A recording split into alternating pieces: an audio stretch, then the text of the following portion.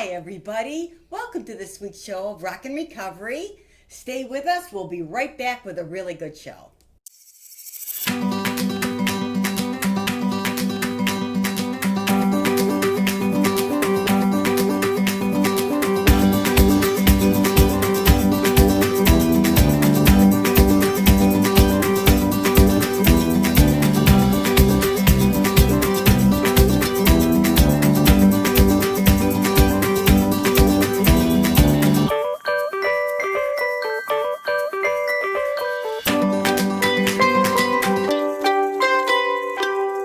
Hi, everybody. Thanks for watching Roc'n Recovery this week. My name's Carol Michelle. And my name is Carly. Well, hello, Carly. Well, hello, Carol Michelle.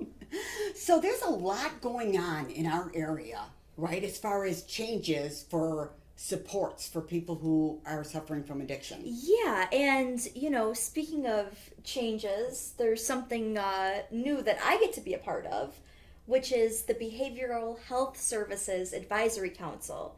And it's a statewide thing. I actually submitted my application last year, and I was just accepted on Monday to the council. Wow. Well, Yeah. Congratulations on that. Thank That's you. great. Thank you. So, advisory council. Yeah. That sounds important. I remember in my more recent position that I transitioned out of recently, we had an advisory council as an organization, and just watching how an advisory council works and really giving me that year of submitting the application and seeing how the advisory council works for my old organization has given me a lot to apply to this position now. So I love that they're tapping into the input of somebody who's actually in recovery to be a part of it. Right. Because sometimes from a professional level, if there's no personal experience, it's very tough to understand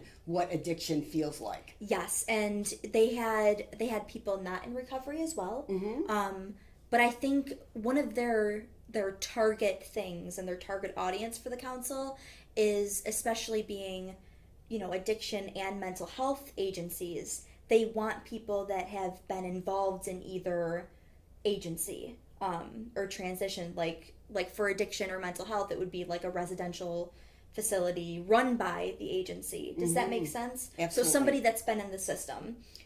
Luckily for them, I'm duly diagnosed, which means I have a co-occurring disorder, which is substance use and mental health. So I've been involved in both systems. So I think I offer that different perspective. So that's awesome. Yeah. You know what I love about that, just right off the get-go, without knowing anything about it, behavioral health, like the mental health aspect of it, combining that with addiction, because addiction is part of mental health. It's like, duh, right? Let's put these two things together and treat it holistically. And I was very naive prior to this call and prior to knowing what I know now about the Office of Mental Health and Oasis is, I always thought, well, why don't they work together? Why don't they work together? And I hear that from other people, and I kind of jumped on that bandwagon of they need to work together. What are they doing?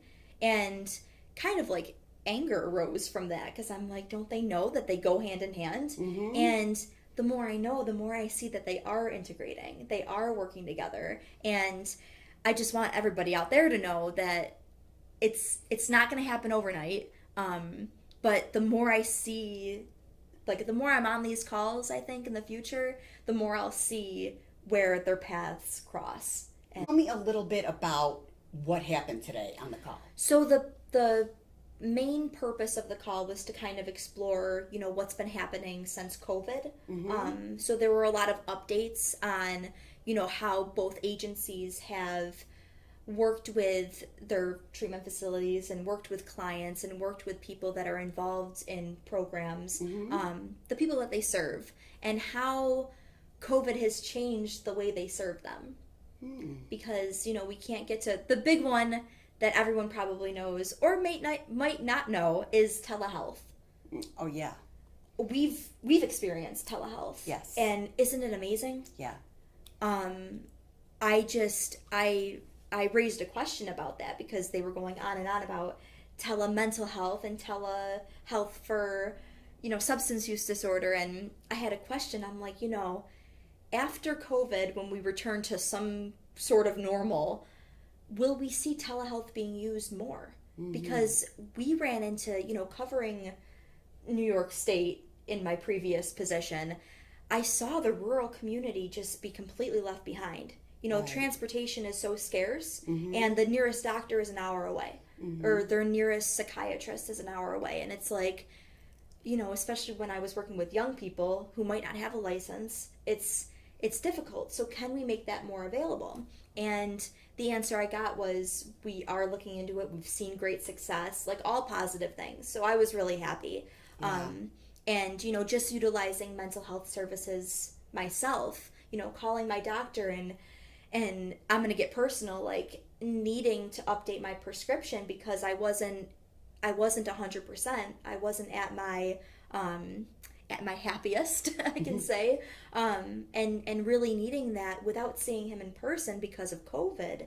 He was able to fill that prescription for me over the phone. And it's been life-changing. My mood's been better. I've been more stable. And without telehealth, that wouldn't have been possible. I would have had to wait until after COVID to go meet with him. Yeah. So all that to say that telehealth has really been a game changer for both of these agencies. And I commended both commissioners. Like, this has been life-changing and saving for a lot of people in New York State. Awesome. The thing I know about telehealth is it's a great addition. Yes. But it can't take the place of in-person visits either, because there's, first of all, not everybody has access to technology, number one. And the second thing is, some things it's better to do in person. You can't really answer the questions or get the information that you need via a computer. Did they mention that? They did. They mentioned both of those things, and they actually mentioned a third one, which was child abuse and domestic violence. When you go see your doctor, you could tell by body language, by bruising, by whatever, if somebody's being abused or neglected. And when it's over the phone or over a Zoom call where you're only seeing this part of a person, and your family's right there, everything's fine, yeah, I'm doing good. And I didn't even think of that. Yeah. I didn't even think of that. And that was brought up after I commended telehealth. And I felt bad because I'm like, oh my gosh, maybe telehealth isn't always the answer. Right. And so it is, you do need both, because we need to keep people safe, first and foremost. And another thing too, when we talk mental health, nothing compares to in person. Nothing compared. When I feel depressed, or when I'm low in my mood, or even when I'm on my extreme highs, just being around another person and picking up on their energy and their positivity really helps more than over the phone. So it goes both ways. Domestic violence is on the rise. This is not new. Yeah. It's been on the rise since March, since COVID first reared its ugly head. And it's consistently on the rise everywhere.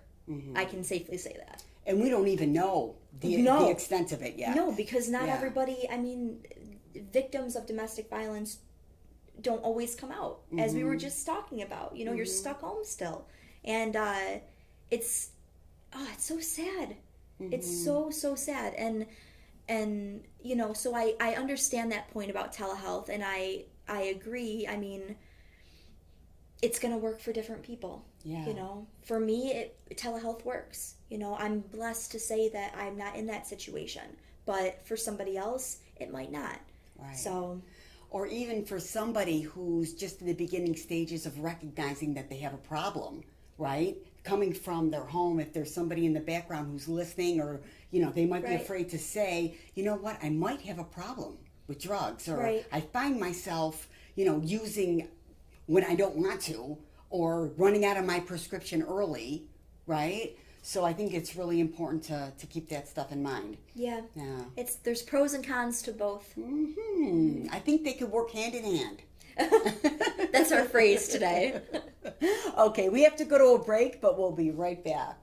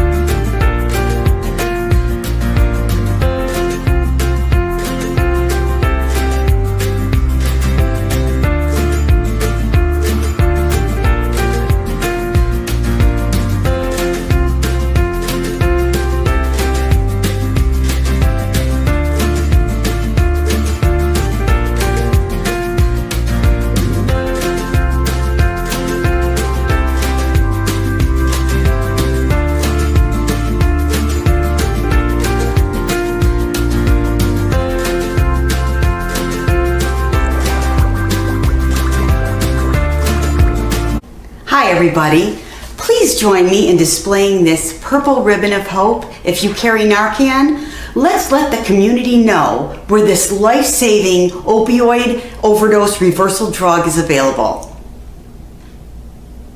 Hi everybody, thanks for staying with us on Roc'n Recovery. So we've been talking about the Behavioral Health Council Advisory Committee. Did I Close get that enough. wrong? It's the Behavioral Health Services Advisory Council. Okay, there we go. I was close, right? You're close. I give you credit. Yeah. So tell us more about it. You were saying that there's going to be some new services offered, right? Yeah. So the one of them is a virtual review. That's what Commissioner Arlene Gonzalez Sanchez said. A virtual review. Virtual review. Okay. So this would allow OASIS to maintain legal monitoring of inpatient facilities, outpatient facilities, of the providers for addiction services. It'd be less invasive, and it would all be done online. Okay, so when you say monitoring, are they going to actually have cameras monitoring what's happening in the facilities? You know what? I didn't ask enough questions on that because I'm not sure what they mean by monitoring.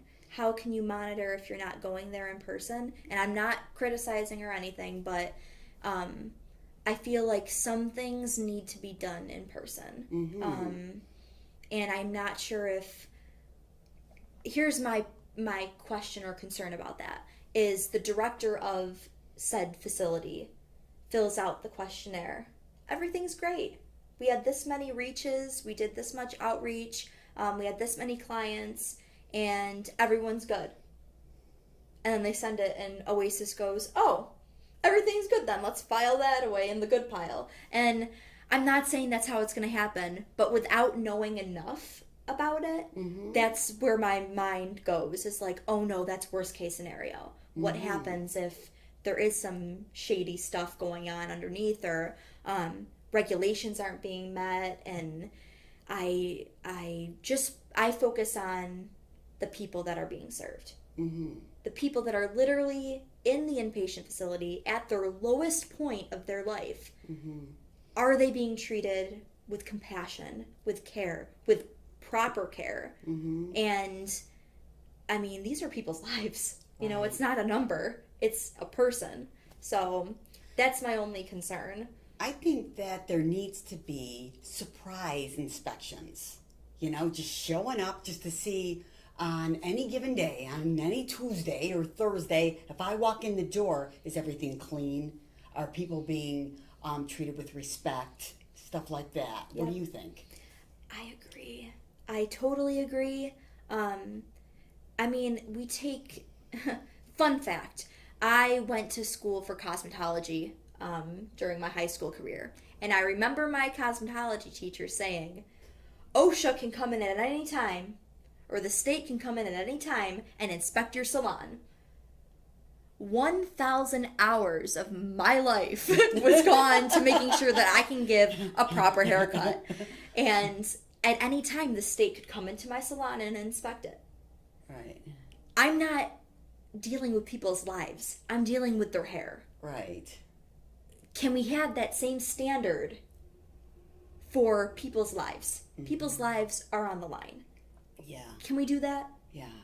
Yeah. It doesn't make any sense to me. Yeah, that makes sense. I'm following you with that. Now, the other thing that I think about when we talk about this virtual review service that they want to put into effect is it going to be utilized as if I was a patient somewhere, I can review the facility online? That I'm not sure.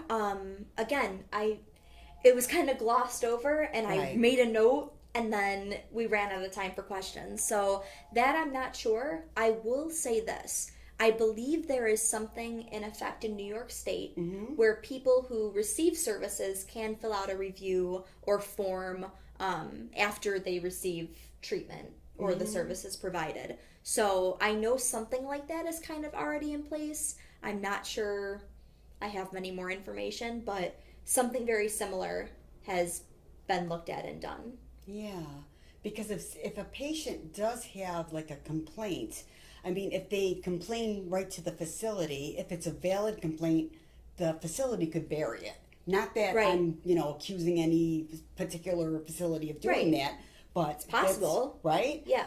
But if there's like, if you can kind of go a notch above and Right. complain to the governing body, I guess. I've never had this conversation with anybody, nor have I ever thought about it, but I would be willing to bet there's somebody at Oasis or the Office of Mental Health that deals with that. Right. I'd be willing to bet. I'd be very surprised if there wasn't. Look into it. We'll look into it and we'll get back to you on that. Right. Well, that's awesome. Yeah. So tell me more about this council. Yeah, one of the things that I'm really excited about, especially being somebody who takes mental health, depression, suicide very, very seriously, as we all should, there's going to be a new national suicide hotline number. National. National. Suicide. That's what they said. And I'm not getting that wrong. National Suicide Prevention Lifeline. And instead of that long 1-800 number, if anybody out there listened to Logic's song about depression and suicide, the name of the song was actually the suicide hotline number. And I love that. But it's not going to be that long. He did that to make awareness and bring about awareness for that. But instead of 911 that we would call in a regular emergency, it's going to be 988. And that's going to be nice. rolled out very soon. So it's 3 numbers, same syllables as 911, just 988. And that hasn't been rolled out yet, but I'm very excited about it. That is exciting, and it's needed. It's so needed. Yeah. Like, I want to cry. I'm so excited because who has time when somebody's life is in danger like that? Who has time to look up, what was that 1-800 number again? And type. I mean, seconds matter when it comes to that stuff. So 988 will be the number. That's awesome. Isn't that good? Yeah. So I'm assuming that this would be for somebody who's maybe depressed and is contemplating suicide, Right. or for somebody who's afraid that maybe a loved one is on the verge of committing suicide. And from experience with these hotlines, I mean, anybody impacted by depression, suicide, anxiety, mental health in general can call this number and receive such good care over the phone. I mean, it's remarkable what these individuals on that hotline and Lifeline do for individuals seeking help. Yeah.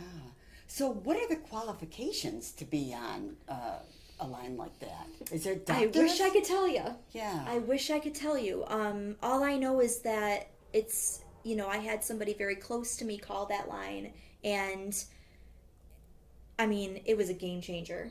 Completely life-changing. Of course, this person put in the extra work of going to a psychiatrist and getting on medication and stuff like that, but the catalyst was that Lifeline. Mm-hmm. And how much better is it going to be only having 3 numbers to dial now? Yeah. And it's again, game changer. I can't say it enough. If you can go 3 numbers to a person and Yes. not dial 1 for blah blah blah blah blah, dial 2 for blah blah blah blah blah, that connection is super important. Yes. Especially when somebody's like depressed and on the verge of suicide. It's like they're looking for that connection. Anything. It's like right? they're literally, like it says, lifeline. They're throwing out a lifeline. Like, somebody please pick up the phone. Yeah. Can I please talk to somebody? And to my understanding, it's going to be very similar to 911, where you talk to another. It goes right to the operator. Nice. So I'm really excited about that. That's Yeah. like the gold star of the day. Yeah. So Yeah, that is cool. And we've done shows about suicide on Roc'n Recovery before. Yep. It's, it's heartbreaking for the families and the grief and the unanswered questions and the sense of betrayal and there's so many feelings that go into it. Yeah. And the sense of shame and guilt. The guilt is huge, right? I couldn't even imagine. Yeah, so I think that that's fantastic. And, there's a lot of misinformation about suicides. And Yeah. I've heard it said just like some months back, somebody was saying, well, if somebody says that they're thinking about suicide, they're not going to do it because people who commit suicide don't say it. And I was very uncomfortable in my chair, and I was like, but, you know what I mean? I couldn't wait to interrupt the person to tell them how wrong they are. So there's a lot of people try to be helpful and give information, but if they don't know, they should really keep their mouth closed. I would rather not say anything than tell somebody the wrong thing, Right. especially when it comes to suicide. Like, Yeah. horrific. You know what I mean? It's like, don't, just shh. No Yeah. misinformation, please. Yeah. If you don't know, just say you don't know. Yeah. Like, I'd rather teach you than have to explain to somebody else that you told that you were wrong. Right. So, Yeah, I think that's super important. And it's important, too, to remember that if you know somebody who's experienced a suicide, maybe a family member or even a person who's experienced a death of somebody close to them due to overdose or really horrific circumstances like that, don't be afraid to bring up the name of their loved ones. yeah. And I know that when I went through it, I anytime that somebody would bring up my husband's name who had died, I would just love it because I didn't want him to be forgotten. That was my fear. Right. And I know a lot of families go through the same thing where they want the person to be remembered and the good times to be remembered, not just Right. that last tiny piece of their life. Right. Right? I so agree, and there have been people who I've lost that whenever their name gets brought up or a memory, I'm just so happy. And I think a lot of times, like, even knowing that, when I want to talk to somebody who's lost somebody close to them, I get nervous about bringing their name up. But then I remember it's a good thing. We Yeah. need to keep their memories alive. We need to remember the good times because it's like you said, we don't want to remember the horrific part of their life. We want to remember the joy and, when they were brought into the world, what a gift their time was here, So I couldn't agree more with you on that. Yeah, that's really important. I think the fear for a lot of people is that you say they think you're healing and they don't want to bring it up and upset you, right? But it's a complete opposite in most cases. And you know what? If it brings up some emotions, maybe that's a good thing. We don't stop grieving. Everyone says you stop grieving at a different time. I don't think we ever do. I think there's always going to be, at least if I can tell the audience this, at our kitchen table, at our Thanksgiving table, at our Christmas table, there's still an empty chair. Mm-hmm. And it's we're still grieving. Mm-hmm. It doesn't stop.